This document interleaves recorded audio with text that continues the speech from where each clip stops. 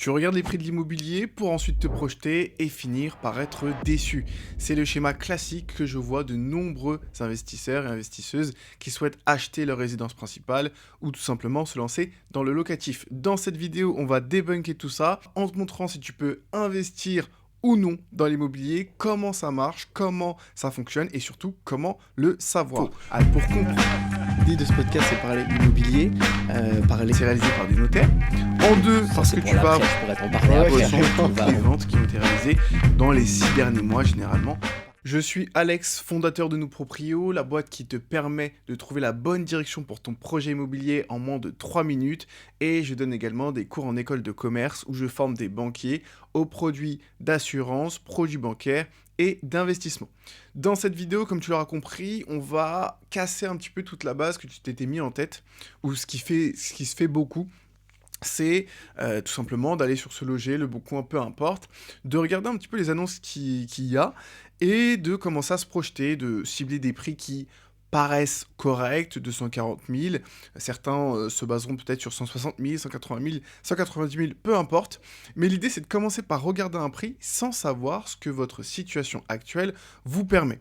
Donc on va ranger ça dans un coin de notre tête et on va commencer par la base. La base, tout simplement, c'est ça. C'est de savoir, est-ce que je peux emprunter? Est-ce que ma situation actuelle me permet d'emprunter de l'argent? Donc, ce qu'on va faire grâce à ce simulateur, c'est réaliser plusieurs simulations de cas possibles qui te concerneraient. Comme ça, tu vas pouvoir savoir, alors par rapport à la date du moment et par rapport au taux du moment, bien évidemment, savoir globalement si tu peux emprunter ou non. Donc, on va commencer par le salaire. On va prendre un salaire classique, 2000 euros. Alors quand je dis un salaire classique, c'est ce qui se rapproche le plus de nombreuses personnes. On sait que beaucoup de personnes en France ont un salaire qui oscille entre 1500 et 2000 euros, encore 1500 et 2500 euros. Donc je me mets au milieu, je coupe la poire en deux et je mets 2000 euros en salaire mensuel. Ensuite, est-ce que vous avez des primes annuelles? Pour l'instant, on va prendre un cas très simple et on va mettre 0. Revenu locatif, on va partir du principe que vous n'avez pas encore d'investissement immobilier, que vous êtes complètement novice dans le domaine.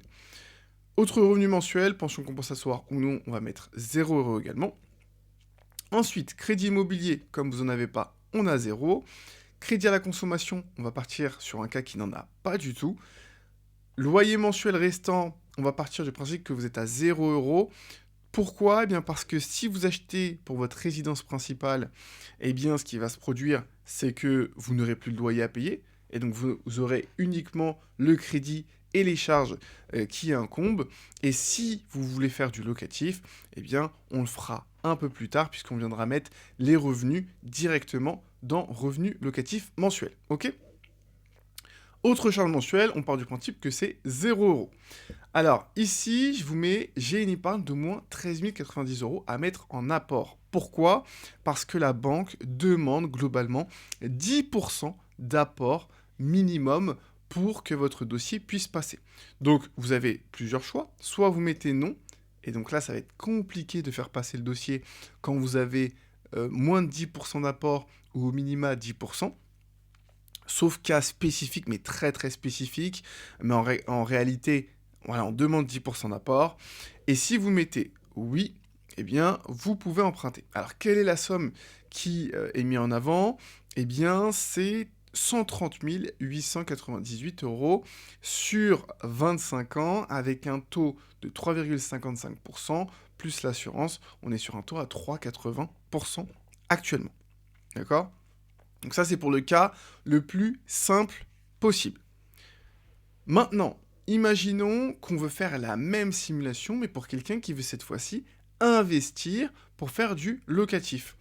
Eh bien, là, ce qu'il faudra faire, si au départ, vous n'êtes pas des pros, si vous ne savez pas comment jauger le prix, ce que vous pouvez faire, c'est qu'une fois que vous avez cette base-là avec votre salaire, vous allez pouvoir regarder la ville qui vous intéresse, ensuite regarder les prix des loyers dans la ville qui vous intéresse en fonction des quartiers et venir récupérer ce chiffre pour avoir au moins un ordre d'idée. Admettons que vous preniez une ville de grande couronne, donc je me situe sur l'Île-de-France parce que c'est la référence la plus simple à avoir, mais donc partons sur une ville du 94, où vous savez que des loyers peuvent facilement atteindre 800 euros. D'accord? Donc, on part sur 800 euros de revenus locatifs mensuels. Et là, vous allez me poser une question. Vous allez me dire, salaire mensuel 2000 euros, revenu locatif mensuel, donc du potentiel bien que vous allez acheter 800 euros. Pourquoi ça met 2560 euros au total? Ça, c'est un point d'alerte, un point d'attention que vous devez entendre et savoir. C'est que la banque ne va prendre uniquement que 70% du montant du loyer total. Pourquoi? Eh bien parce que le niveau de risque peut être impacté, tout simplement parce que vous allez avoir des charges, et parce que, on le sait, elle ne peut pas prendre 100% du revenu locatif pour des niveaux de risque. Donc elle se base uniquement sur 70% du revenu que vous allez percevoir, donc du loyer que va vous verser votre locataire, pour amoindrir les risques de financement. Donc on passe de 2000 à 2560 avec le potentiel revenu que vous allez avoir de votre projet. Et donc là, vous pourrez emprunter 167 550 euros. D'accord? Ce qui vous fait une capacité de remboursement de 896 euros par mois, avec un reste à vivre, enfin du moins, le reste à vivre, c'est que vous avez actuellement 2560 euros et vous avez une épargne d'au moins 16 755 euros à mettre en apport. Donc on correspond toujours au fameux 10%. Si vous pouvez le faire, votre dossier a de fortes chances de passer. Malheureusement, si ce n'est pas le cas, ça sera difficile de faire passer le dossier.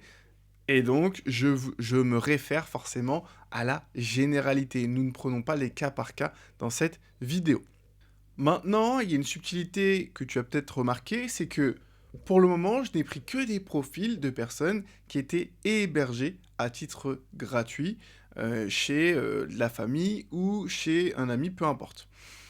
Toujours dans le profil de l'investisseur qui souhaite faire du locatif. Donc là, si j'ajoute un loyer, d'accord, par exemple 800 euros, admettons, pour avoir un loyer qui soit cohérent, est-ce que, eh bien, ça va rentrer en compte ou non? La réponse est oui. Même si on met ici qu'on a l'apport demandé, à savoir de 1795 euros, la capacité d'emprunt est de 17 952 euros, en d'autres termes, on ne peut pas acheter. Pourquoi? Eh bien parce que la banque prend dans les charges le loyer. Le seul cas, et je te le rappelle, où elle ne prend pas la charge du loyer dans son calcul, c'est uniquement si tu veux acheter ta résidence principale, et là ton loyer, logiquement, va être supprimé pour la remplacer par un crédit. Donc, pour toutes les personnes qui veulent faire du locatif, qui ont la chance d'habiter encore chez leurs parents, eh bien, c'est le moment pour vous, profitez-en, uniquement bien évidemment si vous avez ce projet, profitez-en pour faire votre investissement locatif et permettre d'ajouter les revenus potentiels à votre revenu global si vous souhaitez ensuite faire un investissement. Vous pourrez avoir une capacité d'endettement plus grande et donc investir, acheter un bien qui vous plaira le plus. Alors très souvent, ce qu'on voit, c'est que les banques préfèrent quand vous achetez dans un premier temps votre résidence principale, ça les rassure, et ensuite faire du locatif. Une subtilité également à connaître, c'est que lorsque vous achetez votre résidence principale, ce qui se passe ici, eh bien, c'est que vous avez votre salaire mensuel. Ici, vous n'avez rien. Vous êtes à zéro. Ensuite, dans le crédit immobilier, vous allez avoir un crédit immobilier. Partons sur un prix qui reste correct de 1000 euros. D'accord? Eh bien, vous êtes en salaire mensuel à 2000 euros. Vous avez un crédit immobilier à hauteur de 1000 euros. On va enlever ici le loyer mensuel restant puisqu'il est déjà intégré dans vos frais. Et là, vous vous rendez compte que vous avez grillé votre capacité d'endettement et que vous n'êtes plus du tout dans les clous pour pouvoir emprunter à nouveau. Alors, étant donné que j'ai pris 2000 euros, on va faire 33%, 35% de 2000 euros globalement. Donc, on va partir sur, 750, admettons. Voilà, donc 750, vous avez grillé 38% d'endettement, d'accord? Là, ce qu'on va essayer de faire, c'est qu'on va ajouter le revenu locatif que vous pourriez avoir. Admettons que vous avez 1000 euros de loyer supplémentaire grâce à l'investissement, grâce au prêt immobilier que vous allez faire, vous vous rendez compte que vous pouvez investir que 36 465 euros. Enfin, du moins, le crédit qui vous sera autorisé pourra aller jusqu'à 36 465 euros. Donc, plusieurs choix s'offrent à vous. Soit, eh bien, vous êtes en couple et donc le nombre d'adultes, on va mettre 2 et on va changer la donne. On va augmenter la part de salaire à 4 000 euros. Admettons que chacun gagne 4 000 euros, d'accord?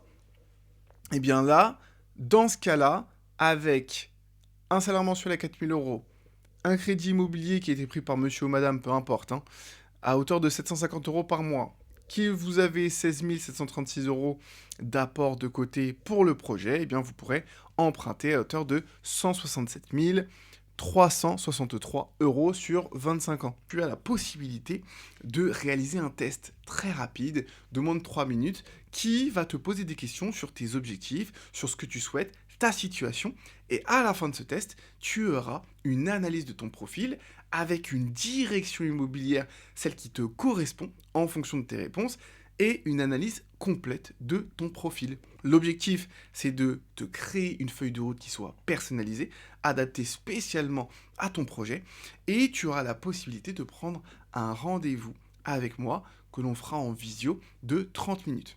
Vous avez compris comment ça s'organise, comment une banque réfléchit et comment on peut faire passer un financement. Surtout, comprendre aussi, est-ce que vous pouvez emprunter ou non. Une fois que vous avez compris cette base-là, eh bien là, vous pourrez ensuite aller chercher des annonces sur le Bon Coin. Là, vous pourrez ensuite vous projeter sur certains biens. Mais l'idée, c'est de vraiment comprendre que ce premier sujet que l'on vient de faire ensemble est la chose la plus importante, c'est la chose primordiale avant d'aller chercher un bien immobilier sur les annonces d'agences immobilières. Si tu as apprécié cette vidéo, n'hésite pas à la liker, t'abonner, surtout essentiellement, pour avoir les prochaines vidéos qui parleront également d'immobilier, de la recherche et de faire attention aux annonces, comment décortiquer ces annonces immobilières pour éviter toute erreur notable. Je te souhaite une très belle journée et on se dit à bientôt. Ciao.